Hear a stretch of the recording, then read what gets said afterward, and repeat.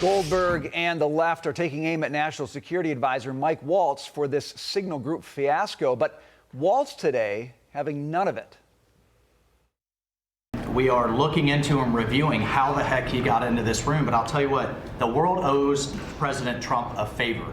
President Trump took decisive action with his national security team, took out the head missileer, knocked out missiles, knocked out headquarters, knocked out communication sites.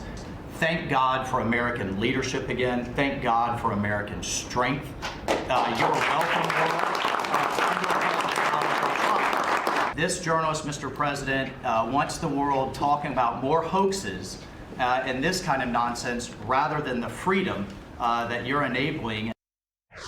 And of course, remember that this report came out just one day before a crucial Senate hearing that was supposed to focus on global threats, like the Houthis in Yemen. But as the Democrats do, they used today's hearing to instead pounce on Trump's intelligence team. This is utterly unprofessional. There's been no apology. There has been no recognition of the gravity of this error.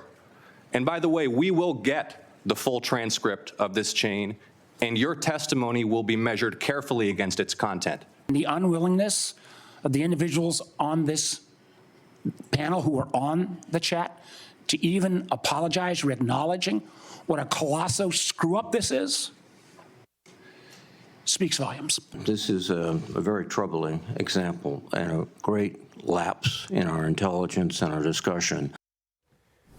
Senate Democrats aren't the only ones taking aim at Team Trump. House Minority Leader Hakeem Jeffries now demanding Secretary of Defense Pete Hegseth be fired immediately. Where was this outrage from the Democrats when Mark Milley, who they hailed as a hero, intentionally shared sensitive information with the Chinese Communist Party behind President Trump's back? Jeffrey Goldberg, of course, was right there with them, writing for The Atlantic in 2023, The Patriot, how General Mark Milley protected the Constitution from Donald Trump. Okay, let's bring in House Intelligence Committee member, Texas Congressman Pat Fallon. Congressman, great to see you today. I'm glad you're with us because you're on the House Armed Services Committee. You're on the House Intelligence Committee. This is the confluence of what we're talking about right here.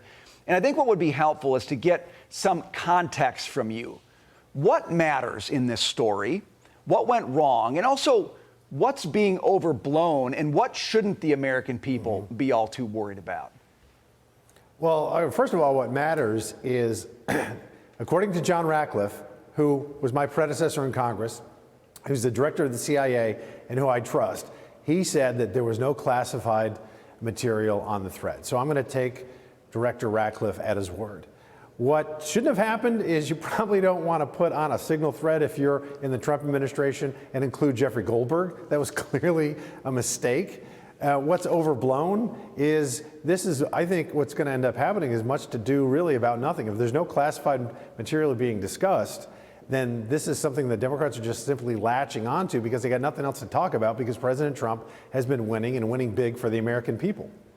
Congressman, when it comes to peddling this narrative, you've got The Atlantic, and that's where Goldberg is a journalist.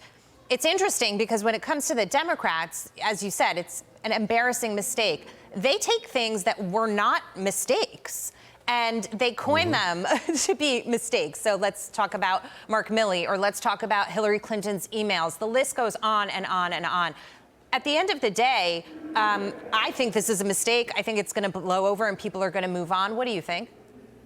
Yeah, that's what it's seeming like it is right now, and that's unfortunate. I mean, this is we're having an intelligence hearing in the House tomorrow about threats, worldwide threats, and this is all the Democrats are going to talk about. I'll make a prediction right now, looking into my crystal ball. They're going to be talking about this signal threat, and not about how about this, the Chinese Communist Party, how about North Korea, how about Iran, how about Russia, how about Venezuela and Cuba, and how they're really acting and cooperating more so than they ever have in several decades. Those are threats to the homeland, not the fact that the Atlantic, some partisan hack was mistakenly put on a signal thread. Yeah. And Congressman, you're a member of the House Oversight DOJ Subcommittee. We'd like to ask you about your hearing tomorrow titled Anti-American Airwaves Probing the Heads of NPR and PBS. President Trump today hinting he's open to the idea of defunding them. Take a listen. I would love to do that. I think it's very unfair. It's been very biased, the whole group. I mean, a whole group of them. And frankly, there's plenty of, look at all the media you have right now. There's plenty of coverage. I was from a different age, and they spend more money than any other network of its type ever conceived. So the kind of money that's being wasted, and it's a very biased view, you know that better than anybody. And I'd be honored to see it end. We're well covered. Look at all the people that we have here today. We're well covered, and we don't need it, and it's a waste of money. Especially, I don't even know what DOJ's recommendation is. I assume their recommendation is to close them up.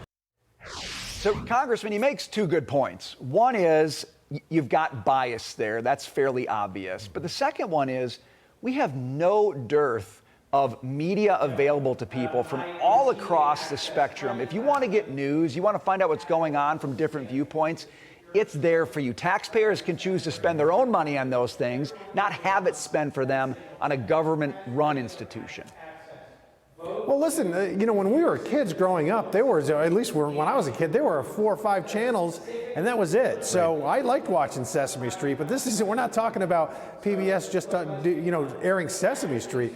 When NPR is praising the Chinese Communist Party, and when they're airing a film that's how to blow up a pipeline, and we shouldn't look at these people as saboteurs, but just regular citizens that are fed up, that is bias. And guess what? We're in an age now where we have hundreds of TV channels. We have the internet where kids and people, but not only children, but adults are getting their information from a various myriad of sources. PBS and NPR have outgrown really their usefulness, and if they want to exist, they can exist in the private sector. The American taxpayer doesn't need to subsidize them. And the irony, Sheryl Crow sold her Tesla and said she was giving the proceeds to NPR. I think that says a lot.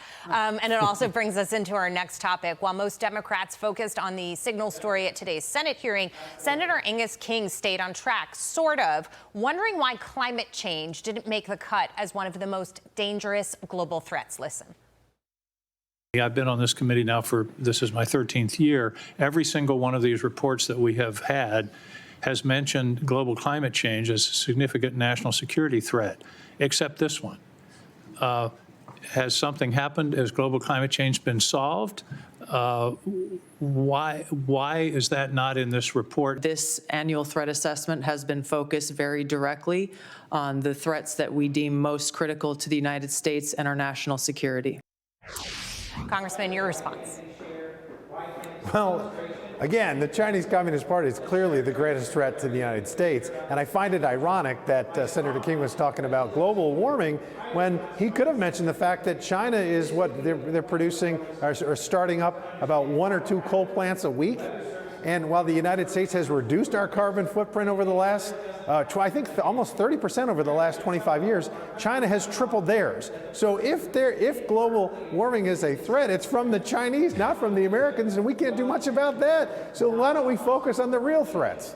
This is why, now let's connect the first story in this story. This is why I have such a hard time with the criticism right now on this whole Signal app brouhaha, because the same folks who are saying that is a critical national security threat are also complaining because we're not talking about climate change as a critical national security threat.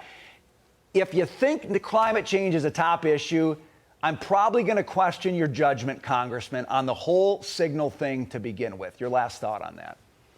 Yeah, I mean, what that is that movement's really just, about anti-Westernism and not looking at, first of all, what our threats are, but the United States has done a wonderful job with reducing our carbon footprint. The United States isn't a planet. We all live on the planet. We're not responsible. China's the greatest polluter in the world. So it's kind of ironic that it's both, all roads lead to China. Yeah, it's a head scratcher in that regard. It really is. Yeah. Wow. Congressman, thank you so much. Always great to see you. Congressman Pat Fallon. Thanks, sir. Y'all. Appreciate it. God bless.